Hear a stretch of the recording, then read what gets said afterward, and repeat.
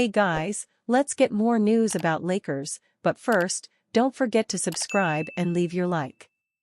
Dan Hurley ripped for turning down Lakers, stand up and be bigger.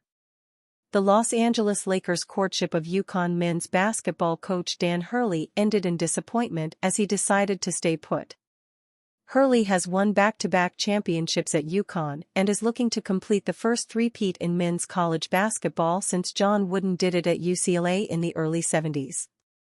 The allure of taking over as head coach of the NBA's Mark franchise wasn't enough for Hurley to pass up on that opportunity. According to a June 10 X post from ESPN's Adrian Wojnarowski, the Lakers offered the coach a 6-year, $70 million contract, which far exceeds what UConn can pay him.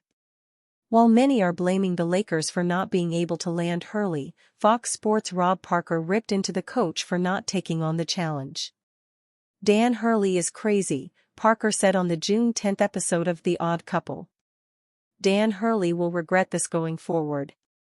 What are you thinking? Really, Dan Hurley? The guy nobody knows. They know your brother Bobby Hurley better than you. You didn't want to be the whole enchilada in Los Angeles. Instead, you want to be small potatoes with no ketchup. Stand up and be bigger. Though a three-peat would be a huge achievement, Hurley has already cemented himself as arguably the best coach in college basketball.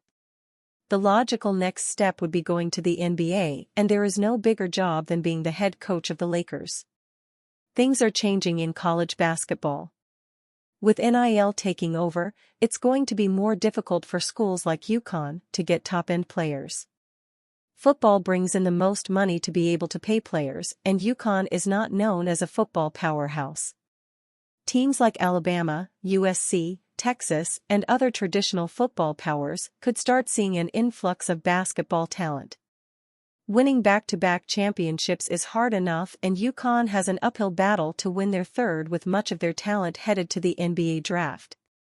Hurley will likely get other NBA opportunities, but it's hard to imagine the Lakers will go down this road again. He had his chance to coach the league's biggest brand and turned them down in a very public way. If he does win a third straight championship, he likely won't have any regrets, but if things start to go downhill in UConn, it's hard to imagine he wouldn't have some regret about not taking the Lakers' offer. The Lakers have had an odd coaching search.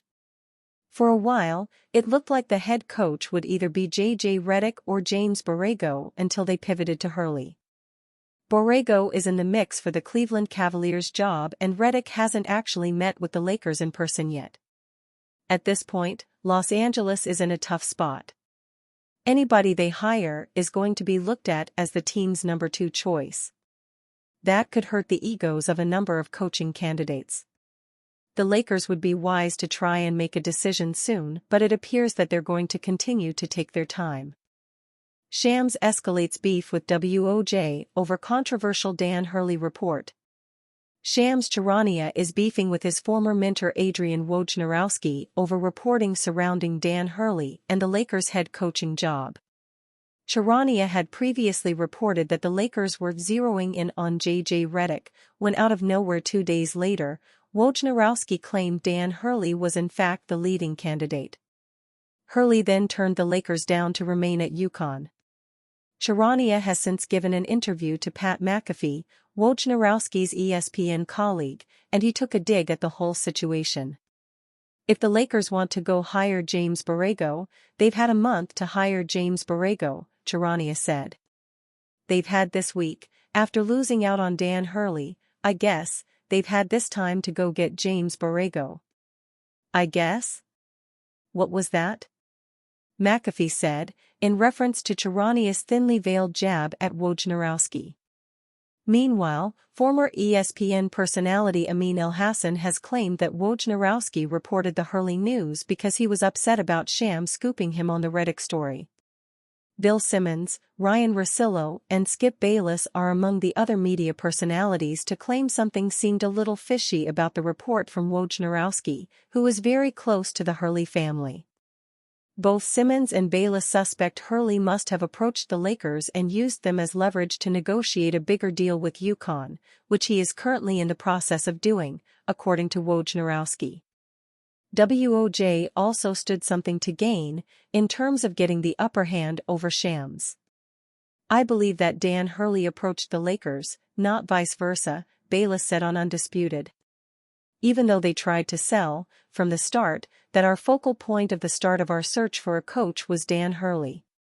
Well then, why would you wait a whole month before you would even talk to, even meet him? But Shams reported just a week ago that the Lakers have zeroed in on J.J. Redick. The Athletic was strong on he is the choice.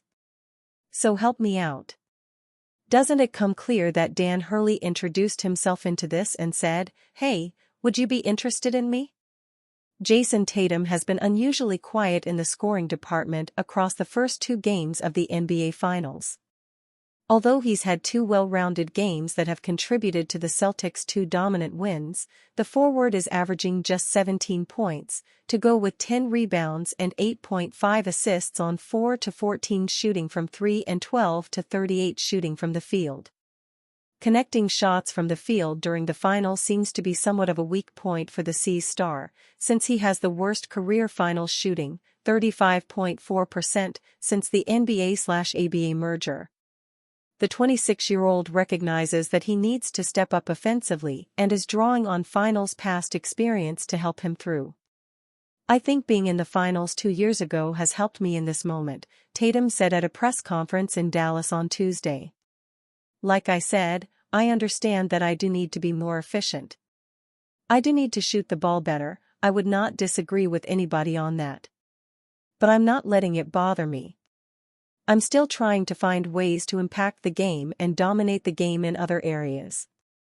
Dallas have done a good job of limiting Tatum on offense and have double-teamed or even triple-teamed him at points, so he's had to pass the ball to one of his teammates to score instead. But to win the series, the Celtics will need some more points from Tatum soon, and he is confident they will come. I understand that it could take 1 game, Tatum said. 1 game, I could explode. All the percentages and things like that could change. So it's just that mindset of, I'm 1 game away or whatever that means. Like I said the other day, I know what it's like to be in this position and lose. This time around, trying to do any and everything possible to have a different outcome. So, yes, I know I need to shoot the ball better. And I plan on it. Not letting that affect everything else that I need to do on the court to help us win. New odds show a clear favorite to be next Lakers coach.